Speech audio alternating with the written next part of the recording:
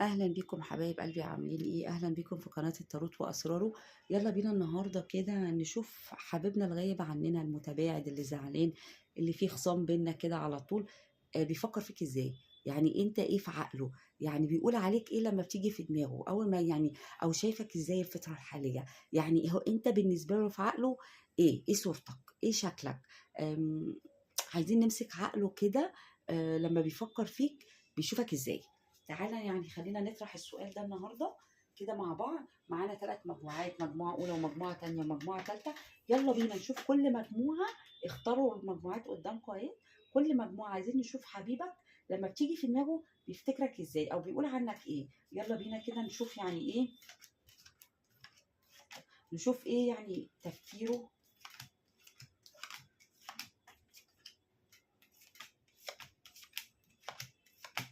نشوف كده كل مجموعة بيقول عنك ايه.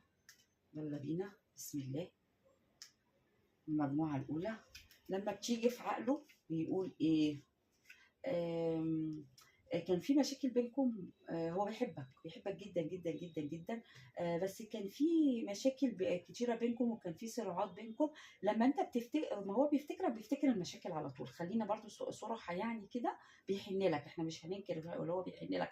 احنا اساس سؤالنا لما بيفتكرك بإيه؟ بيفتكرك بالمشاكل. خليني صريحة، مش عايزة ألون الكلام. بيفتكرك بالمشاكل، بيفتكر الصراعات اللي بتبقى بينكم على طول. بيفتكر اسلوبك معاه، بيفتكر ان انتوا بينكم على طول ما في العلاقه مش هاديه. هو على طول بيفتكر كده. يعني انت لما بتيجي في دماغه علاقتك معاه مش هاديه، بالرغم ان انت فيك كل الحاجات الحلوه. انت بالنسبه له حد جميل قوي، حد شيك قوي، حد نضيف قوي، حد ملكش مثيل. بس عيبك بالنسبه له ان اول ما تيجي في دماغه بيفتكر على طول المشاكل بينكم. فده اللي بيقفله، بيخليه تعبان، بيخليه مرهق، بيخليه يتعب من التفكير. هو نفسه وذكرياتك معاه على فكره جناه، على فكره بيفتكر، ما بيفتكر ذكرياتك معاه بطريقه جنونيه. يعني في ذكريات بينكم برضو ما اقدرش انكرها. كارت الذكريات بيفتكر ذكريات بينكم جميله، وانتوا فعلا بينكم ذكريات وحنين كبير، وهو مش عايز يخسر ده. وبيفتكر بينكم اللحظات الحلوه، اللحظات اللي كان فيها تجمع اسري، او خروجكم مع بعض، او وجودكم مع بعض ايا كان. هو بيفتكر برضو كل الحاجات دي.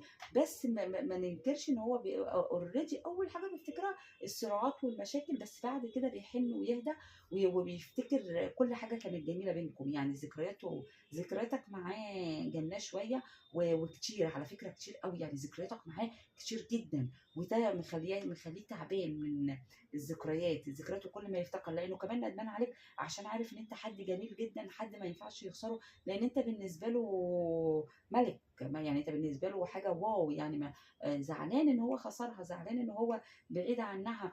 بس للاسف المشاكل بتاعتكم بتبقى اوفر شويه، لان انتوا شكلكم كده لما بتقوموا على بعض بتكسروا الدنيا، يعني كانكم بتدغدغوا الدنيا. ده واضح يعني. بس ذكرياتك بتغلب يعني، وحنينه ليك بيغلب قوي. خليني برضو ايه صريحه وموضحه لك برضو كل القرايه. القرايه الاولى بيفتكرك بالصراع والمشاكل، بس بيحن لك. دي القرايه الاولى. ولو حابب برضو تعرف عنه اكتر من كده اتواصل معايا، وانا برضو اوضح لك طاقته اكتر من كده. دي القرايه الاولى لما حبيبك بيفتكرك ازاي. القرايه الثانيه، بيختاروا القرايه الثانيه. حبيبك لما بيفتكرك ازاي؟ انت بالنسبه له هو ندمان، مش عارفه في ايه النهار، في ايه مالكم؟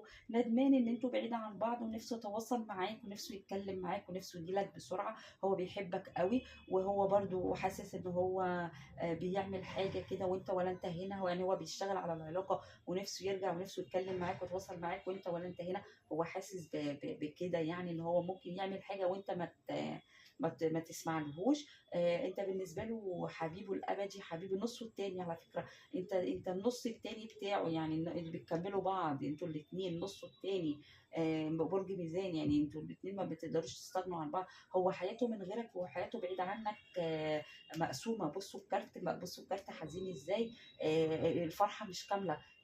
الفرحه مش كامله. هو بالنسبه لك لما بيفتكر ان حياته انت ناقص يعني، ناقصها انت.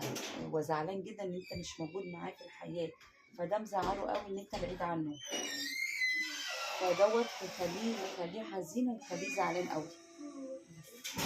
دي القرايه التانيه. حزين جدا برضو في البعد عنك.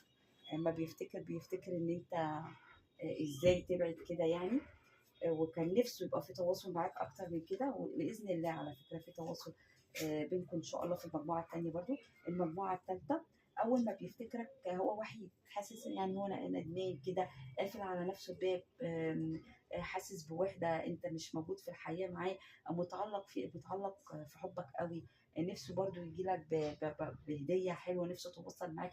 يعني كل الحاجات دي انت لما بتيجي في دماغه بيفتكرك بيها. وانا برضو بديك خلفيات كده بسرعه عن حياته. هو وحيد جدا، قافل حياته على نفسه كده، مكتئب، ما بيحاولش يتواصل مع ناس، بيميل للوحده في الفتره الحاليه كتير، بس بيفكر فيك كتير، متعلق في حبك، مش عايز يبعد عنك يعني.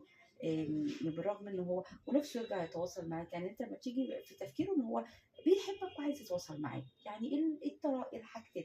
انت جيت في دماغه اوريدي، خلاص انا حاسس بحبك او حبك موجود، ويفكر فيك على طول على فكره يعني. بيفكر فيك ليل ونهار، كارت التفكير موجود قدامي، بيفكر فيك قوي. نفسه يتواصل معاك، اول ما بتيجي في دماغه كده على باله بيبقى عايز يتكلم معاك ويتواصل معاك.